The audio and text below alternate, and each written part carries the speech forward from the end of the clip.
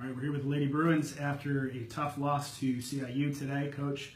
It's one of those ones where I'm sure you're going to be looking back and dissecting this and finding out what went wrong. But what as you think about it as a whole, what was the biggest things that jumped out to you?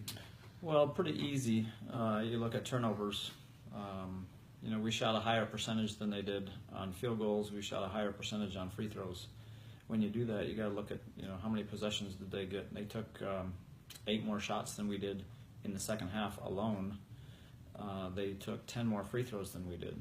And so if they get that many more possessions, that's really tough. And how do they get those possessions? Well, we out-rebounded them as well. And so the only way they can get those possessions and get that many shots up is turnovers. And for some reason, we come out of that second half. We come out in the third quarter, and I don't know, mentally we're just not dialed in. But 2 turnovers in our first 2 possessions, and that's kind of been our Achilles heel all year, has been that third quarter. So coming out strong in that third quarter is key for us, and we're not able to, and let them get back in the game, and never could get over the hump shooting wise. 3-pointers were few and far between for us tonight. 7 for 31 is a pretty poor percentage for us. So if we're not going to shoot the 3 really well, we did shoot well overall, shot 43%, but that 3-point percentage hurts. And then those turnovers is the story of the game. I know it's tough to it's bittersweet in a lot of ways. One of them being 2 ladies who are sitting next to you who are just went through their last game last home game as a Bruin for a regular season game. Can you say to each what they've meant to the program and the success of our program?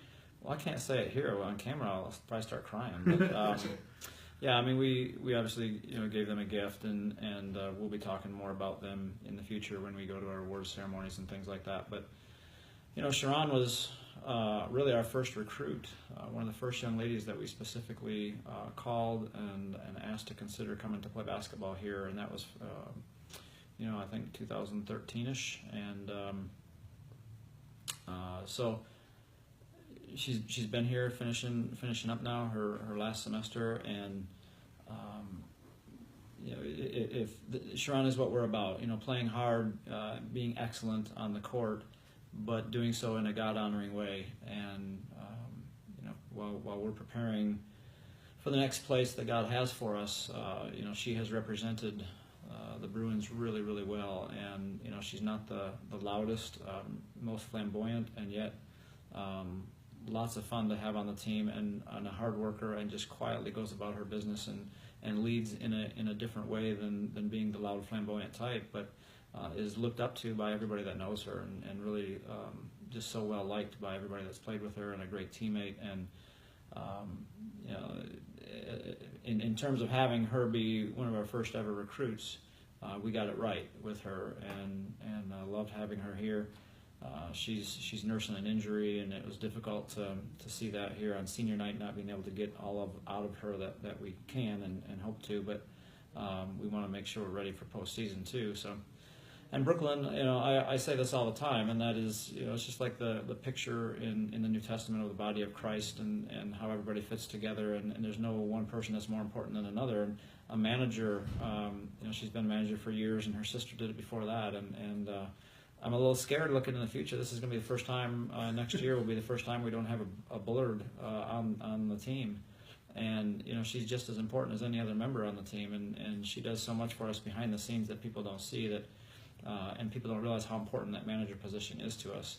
And she, when we get back after a long road trip, everybody's eager to get off the bus and get to their room.